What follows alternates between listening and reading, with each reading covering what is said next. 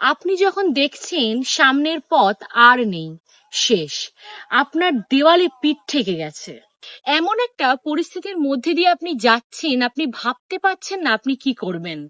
তাই আজ আমি আপনাকে বলতে চাই, আজ আপনি হৃদয় খুলে সেই মহান ঈশ্বরের আরাধনা করুন।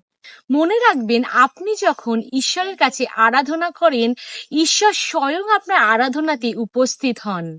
আপনি যখন কঠিন পরিস্থিতিতে, আপনি যখন ফেলিয়রের পথে, আপনি যখন কোনো রাস্তা খুঁজে পাচ্ছেন না, আরাধনাই আপনার একমাত্র শক্তি। ঈশ্বর স্বয়ং আপনার জীবনে ঈশ্বরের মহিমা প্রকাশ করবেন। আপনি আপনার চোখ দ্বারা দেখছেন সামনের রাস্তা বন্ধ, কিন্তু সেই বন্ধ দরজায় সেই মহান ঈশ্বর খুলতে চলেছে যিশু নামেতে। সেই মহান ঈশ্বরই আপনাকে পথ দেখাবেন। শুধু পথই দেখাবেন না, সেই মহান ঈশ্বর আপনাকে এগিয়েও নিয়ে যাবেন।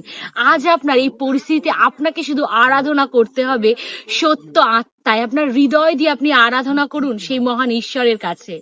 Hallelujah, amen, hallelujah. সকলকে জয় যিশু।